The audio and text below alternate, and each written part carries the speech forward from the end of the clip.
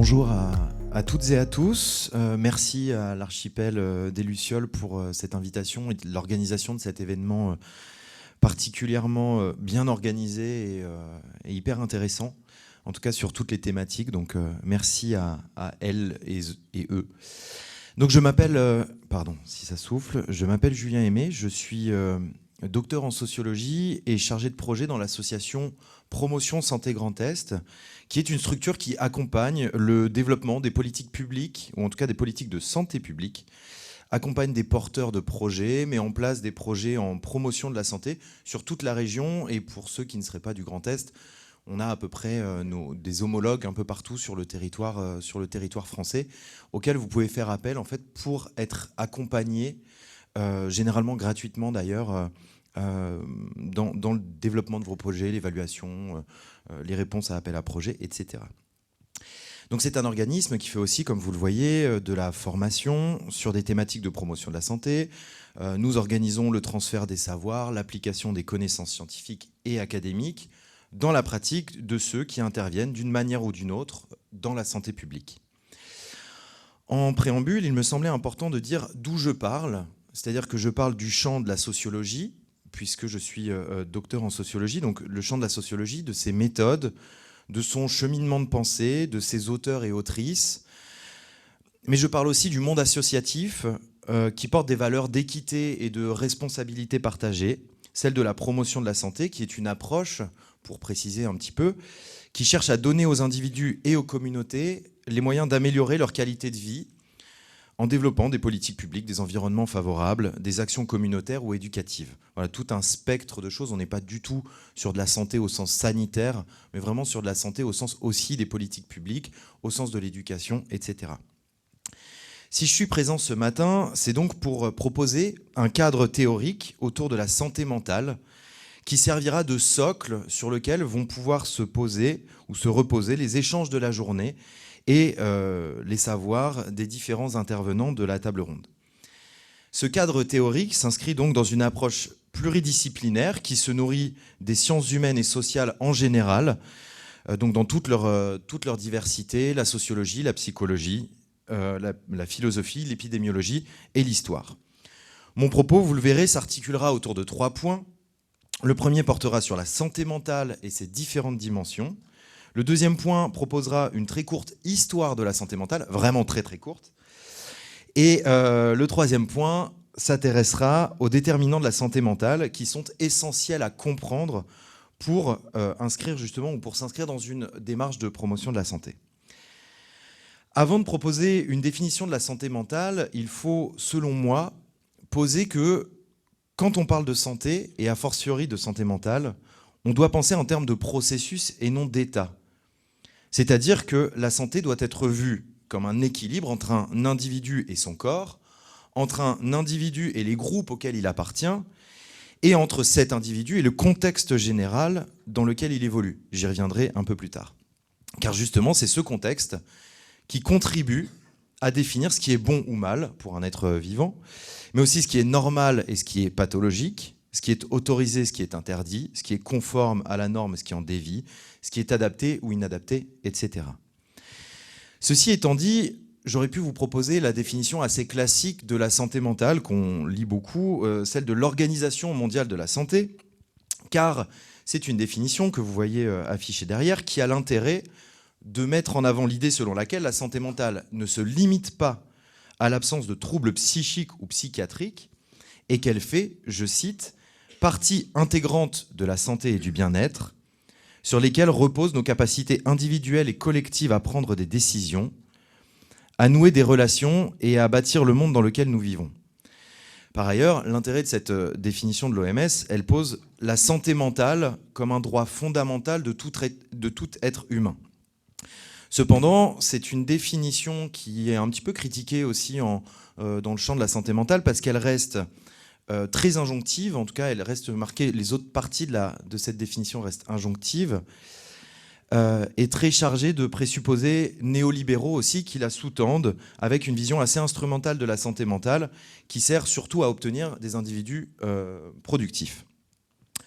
En revanche, la définition que je voulais vous proposer c'est celle du collectif de défense des droits en santé mentale du Québec, qui est, je trouve, un peu plus réaliste, plus inclusive et plus dynamique que celle de l'Organisation mondiale de la santé, dans la mesure où c'est une définition qui intègre la diversité des facteurs individuels et sociaux de la santé mentale et qu'elle cherche à normaliser et déstigmatiser la souffrance psychique.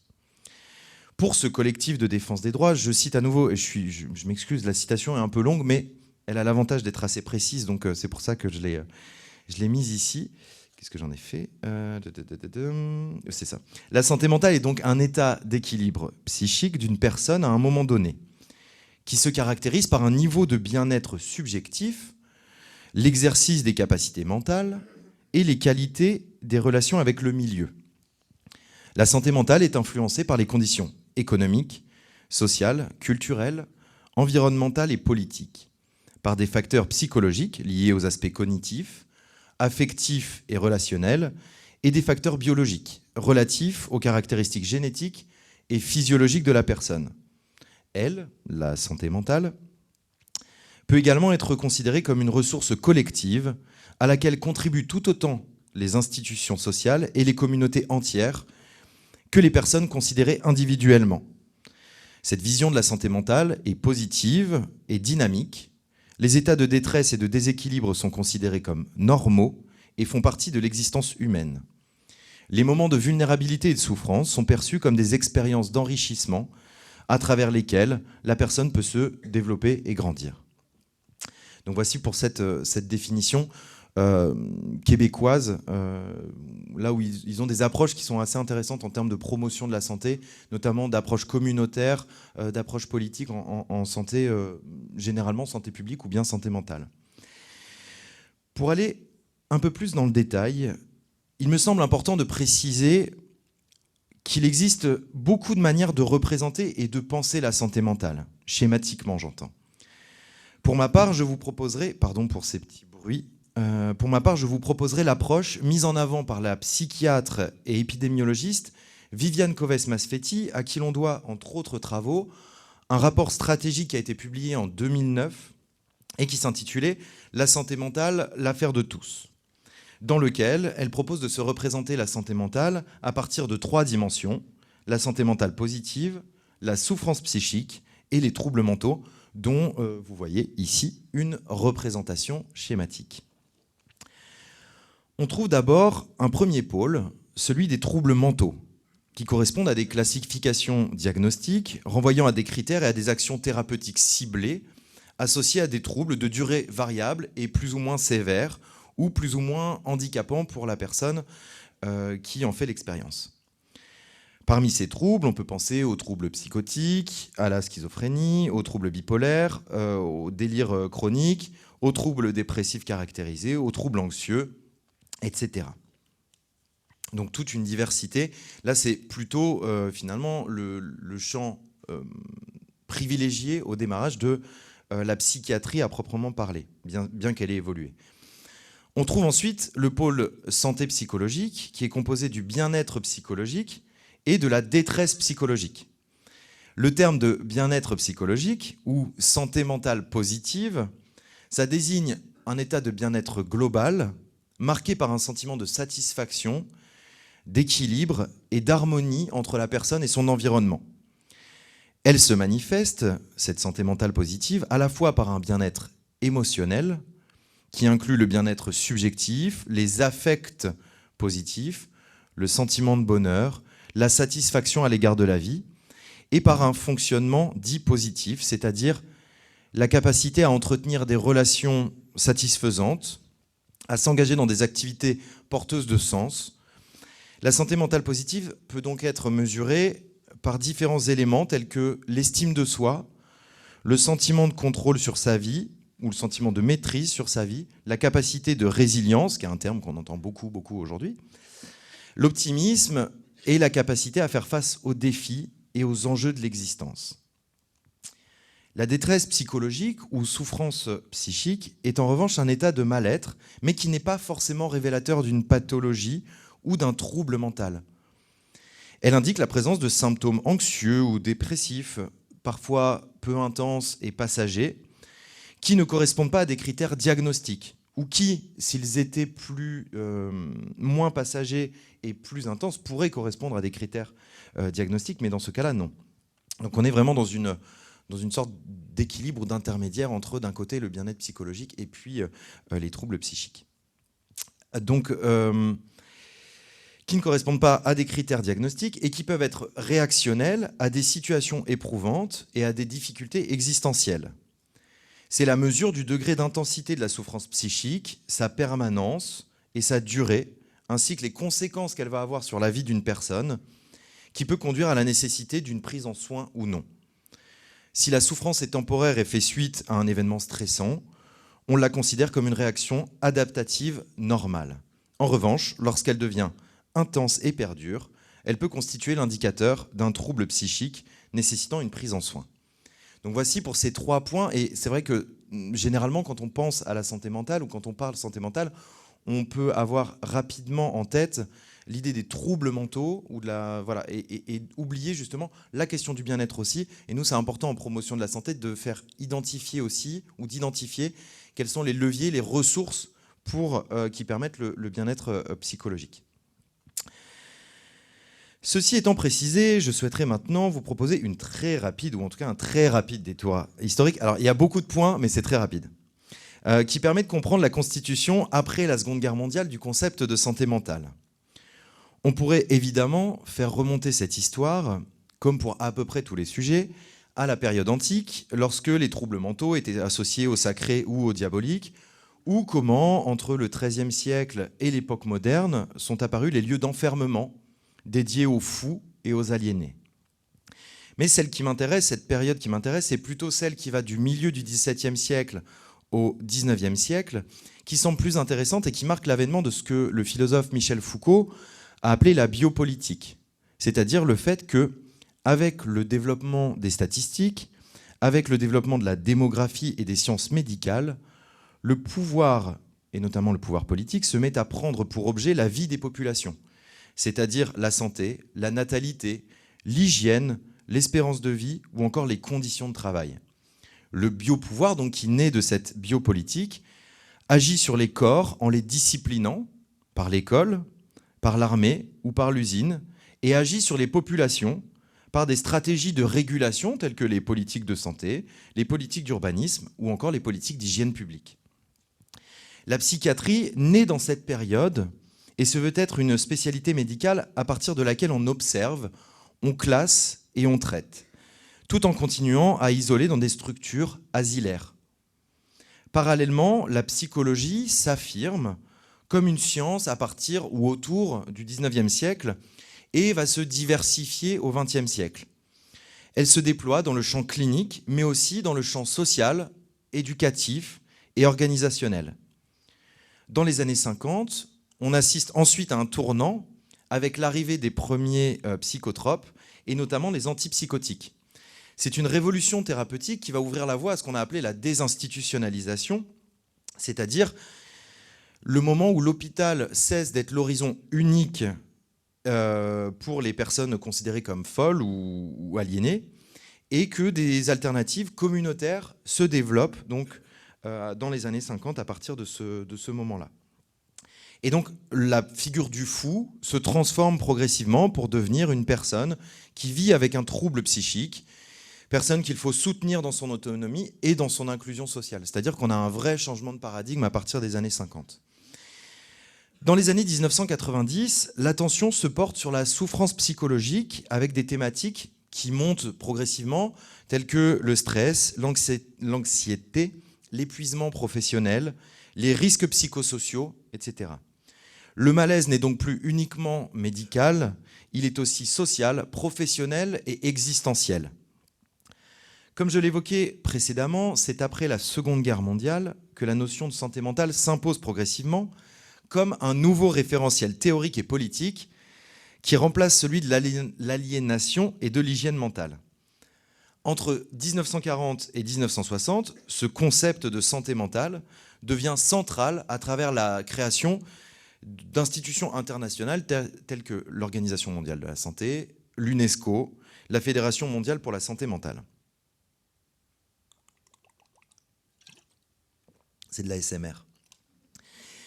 Parallèlement, le contenu de la santé mentale se précise.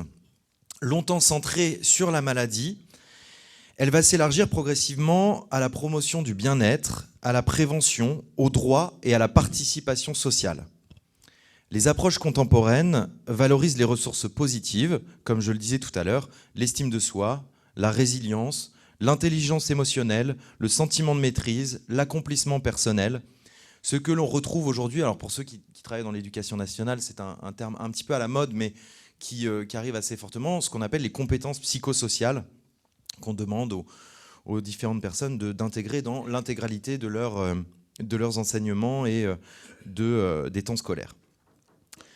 Ainsi, l'histoire de la santé mentale dessine un mouvement continu de l'enfermement à l'émancipation, du traitement de la maladie à la promotion du bien-être, d'un modèle strictement médical à une compréhension globale, sociale et subjective du vécu psychique.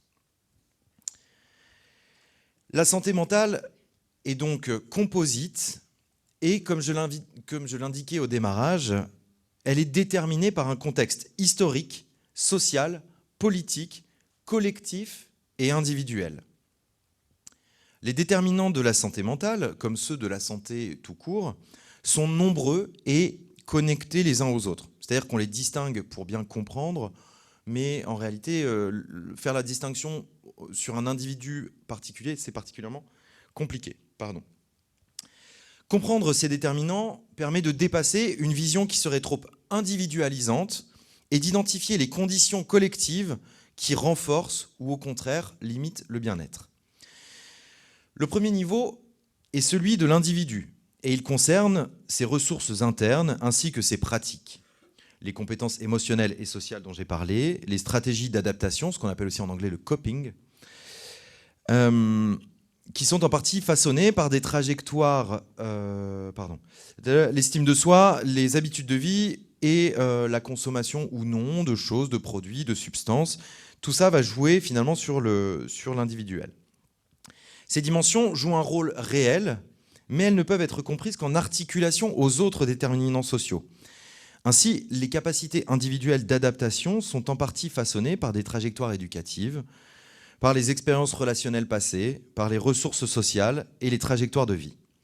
Le prisme de l'individu est important, évidemment, mais il doit être ramené aux autres déterminants au risque de produire un discours culpabilisant, responsabilisant et dépolitisant.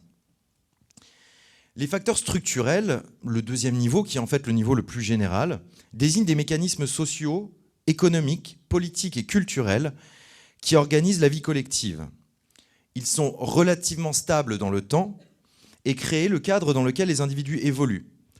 Parmi ces facteurs structurels, on retrouve le type d'économie, les politiques publiques, donc les politiques sanitaires, les politiques sociales, les politiques environnementales, le niveau d'inégalité sociale et économique d'une région, d'un pays ou d'un continent. Également, on peut compter l'accès aux droits fondamentaux, donc le logement, la sécurité, la scolarisation, le travail et le revenu, mais aussi les rapports sociaux et les systèmes de domination, tels que la classe, le genre, la race, le handicap, l'orientation sexuelle et l'âge. Ces systèmes de domination qui aliènent autant les dominants que les dominés, pour reprendre les mots de Frantz Fanon, psychiatre et penseur décolonial. La stigmatisation et la discrimination, en particulier envers les personnes les plus vulnérables, minorisées ou en souffrance psychique, est aussi un des déterminants sociétaux de la santé mentale et de la santé en général. Cette stigmatisation concerne beaucoup de groupes. On peut penser au sexisme, au racisme, à la transphobie, à l'agisme ou encore à la psychophobie. Le cas des personnes exilées, par exemple, est assez parlant, tant leur santé mentale se trouve affectée par un processus de vulnérabilisation permanente, constitué des violences passées et présentes, du manque des proches et du manque d'accueil ou la façon dont l'arrivée sur le continent se passe. C'est ce que le sociologue Abdelmalek Sayad appelait la double absence. Absence de reconnaissance et absence de reconnaissance dans le pays d'arrivée et finalement absence du pays de départ et des proches qui entouraient cette personne. La précarité matérielle et sociale joue aussi dans la santé mentale des personnes migrantes. L'isolement, les barrières linguistiques et culturelles, les difficultés liées aux procédures d'asile et aux procédures administratives, ainsi que l'incertitude de l'avenir et les nombreux obstacles à leur installation dans leur pays d'arrivée. Le troisième niveau est intermédiaire, c'est-à-dire qu'il se situe entre les structures sociales et l'individu. Ce sont les environnements ou les milieux de vie, c'est-à-dire les contextes concrets dans lesquels les personnes grandissent, apprennent, travaillent et interagissent. Ces milieux incluent la famille et les proches, donc les relations d'attachement, les différents liens sociaux forts, l'école, le parcours éducatif, le sentiment d'inclusion ou d'exclusion scolaire, le monde du travail, les conditions d'emploi, l'autonomie, la reconnaissance professionnelle, également le quartier, l'environnement résidentiel. C'est vraiment le niveau intermédiaire entre l'individu et les structures. Donc tous ces environnements ne constituent pas seulement des freins, et j'insiste dessus, ils peuvent aussi constituer des facteurs protecteurs. Lorsque l'on y trouve par exemple du soutien émotionnel, de la stabilité, de la reconnaissance et un sentiment d'appartenance. A l'inverse, l'insécurité, la violence, l'isolement social, le harcèlement, l'absence de ressources locales contribuent à fragiliser la santé mentale. Finalement, les milieux de vie traduisent concrètement l'effet des structures sociales, donc des politiques d'austérité par exemple, vont se manifester par une dégradation du logement social, une pression accrue au travail et une réduction de l'offre de soutien social, ce qui va contribuer à dégrader l'effet des milieux sur la santé mentale. Pour conclure, ou en tout cas, pour conclure, il me reste 2 slides, je vais faire vite. Donc, les inégalités sociales et la santé mentale entretiennent en fait une relation qu'on peut appeler dialectique, ou en tout cas une relation bidirectionnelle, c'est-à-dire que les personnes occupant une position sociale défavorisée sont plus exposées au stress chronique, à l'insécurité, à la violence symbolique ou matérielle, ce qui augmente les risques de troubles psychiques. Et inversement, ce rapport dialectique donc, inversement, la souffrance psychique peut limiter la capacité à maintenir un emploi, à accéder à des ressources ou à exercer ses droits, ce qui, de par le fait, ou en tout cas de façon causale, peut renforcer les inégalités sociales et territoriales de santé, et en particulier de santé mentale. Les recherches montrent que les sociétés marquées par de fortes inégalités sont les plus exposées à des niveaux accrus de stress social, de compétition statutaire et d'insécurité symbolique. Ces dynamiques sont associées à une augmentation des troubles anxieux et dépressifs, ainsi qu'à une baisse de la cohésion sociale et de la confiance collective. Les contextes structurels ne créent donc pas seulement des contraintes externes, ils s'inscrivent dans les corps, dans les récits et dans les subjectivités. Autrement dit, la santé mentale n'est pas seulement affectée par les inégalités, elle contribue, elle aussi, à leur reproduction. Pour conclure, et vraiment conclure cette fois, je souhaitais évoquer l'intérêt de démarches de promotion de la santé, justement pour essayer de réduire ces inégalités sociales et territoriales de santé, mais aussi pour renforcer la santé mentale positive. Pour illustrer cela, je vais très rapidement vous présenter un projet qui est mené dans les écoles de Moselle et des Vosges, donc qui est le territoire sur lequel ma structure intervient, entre autres, et qui porte sur le développement et le renforcement des compétences psychosociales qui sont, je le rappelle, une composante de la santé mentale positive. Pour préciser un peu ce que sont les compétences psychosociales, donc ce sont des capacités psychologiques, cognitives, émotionnelles et sociales, caractérisées par des connaissances, des processus psychiques et des comportements spécifiques qui permettent d'augmenter l'autonomisation et le pouvoir d'agir des personnes, de maintenir un état de bien-être psychique et de développer des interactions constructives. Depuis 2024, nous, donc Promotion Santé Grand Est, nous intervenons dans des classes de Moselle à la demande des écoles grâce au financement du régime local Alsace-Moselle et de l'Agence régionale de santé du 57, donc de la Moselle. Notre intervention consiste en la mise en œuvre d'un diagnostic sur les compétences psychosociales dans une classe afin de cibler au plus juste notre intervention, mais aussi la mise en place de 7 séances annuelles d'animation sur les compétences psychosociales, un travail de sensibilisation des parents, la formation des enseignants et des personnels des établissements sur les compétences psychosociales, afin de réfléchir à la façon de les travailler dans tous les temps scolaires et pas uniquement lors des ateliers sur les compétences psychosociales. C'est donc c'est un projet qui porte sur les différentes stratégies de la promotion de la santé, les politiques de santé, la formation des professionnels, le travail sur les environnements aussi, puisqu'on intervient aussi sur les effets que peuvent produire la cour et l'environnement scolaire sur les enfants, et sur les aptitudes personnelles, puisqu'on travaille directement aussi auprès des enfants, ce qui vise à renforcer la santé mentale, en tout cas on le croit, on l'espère et on verra bien, des enfants de Moselle. Et je vous remercie pour votre attention. Voici les petites références bibliographiques et je suis ouvert aux questions. Est-ce qu'il y a des questions, des réactions dans la salle, du coup en direct? Oui.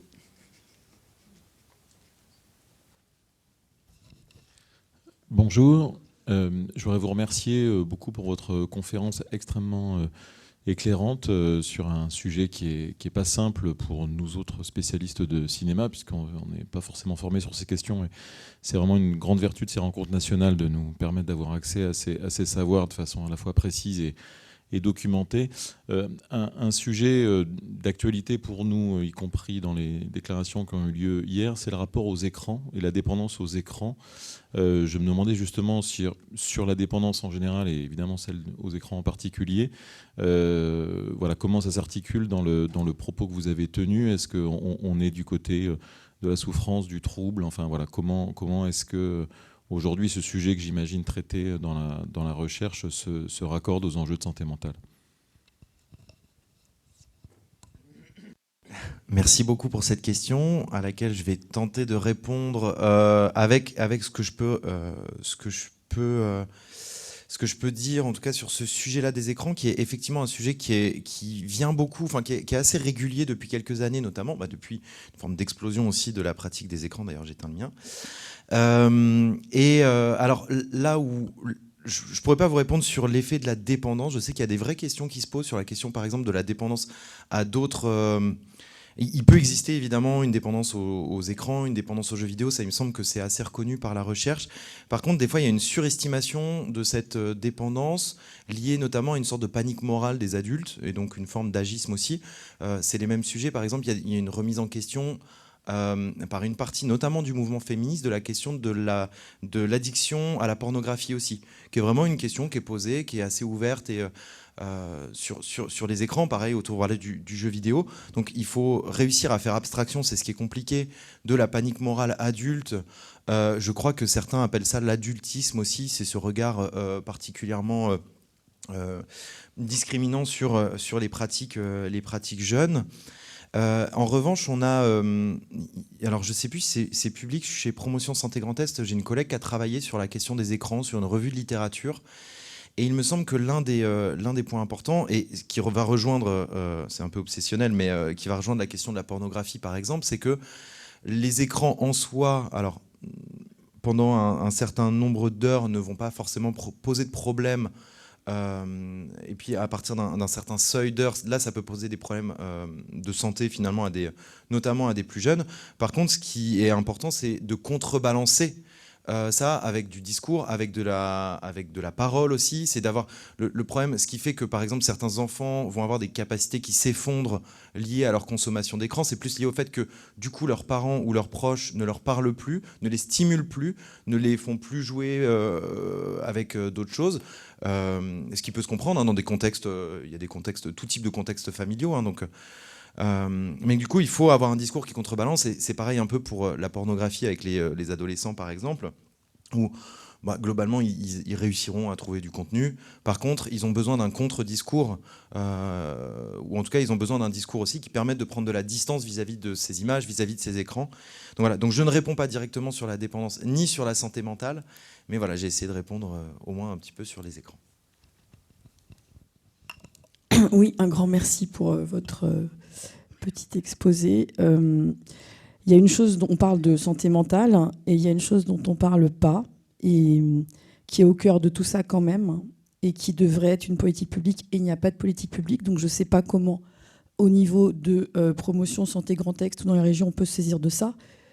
La santé mentale, le premier facteur de déséquilibre, ce sont les violences intrafamiliales qui commencent très tôt, qui sont majeures, qui sont massives, qui sont encore niées.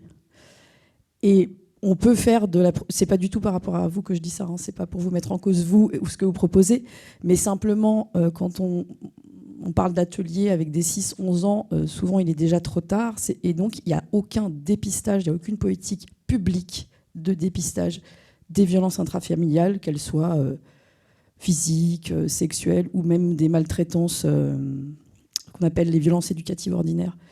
Donc comment on fait avec ça et comment on l'articule à ce dont vous venez parler, aux ateliers dont vous parlez, quoi, en l'absence totale de politique publique.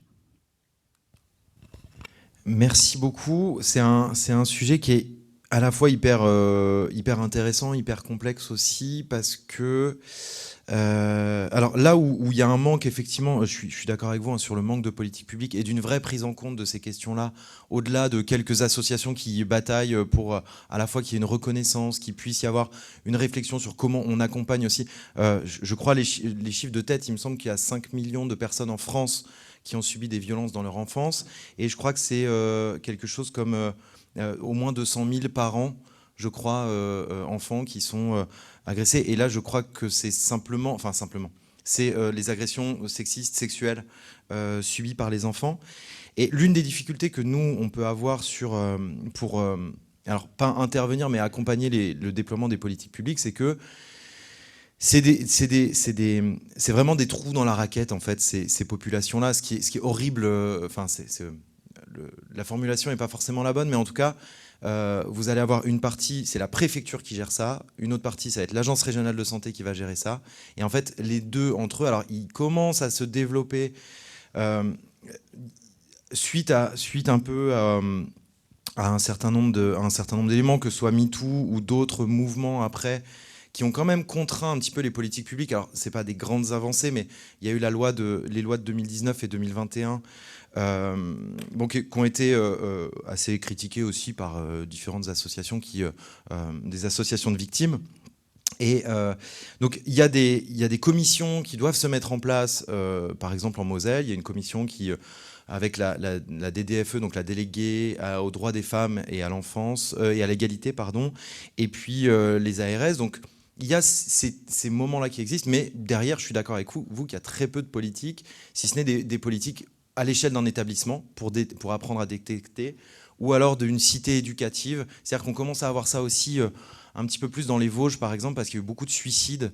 En tout cas, il y a un taux de suicide important dans les Vosges d'enfants, avec une affaire il y avait quelques années de Lucas qui s'était, dont je ne connais pas bien le contenu, mais je sais que donc ils ont pris ça vraiment différemment, de manière très différente, en tout cas d'une région, d'un département à un autre, et c'est un vrai problème. Et pousser ça, déjà faire prendre conscience aux acteurs de la santé que c'est une question de santé publique, c'est déjà un premier pas qui est compliqué, qui commence à faire son chemin, mais on n'y est malheureusement pas encore.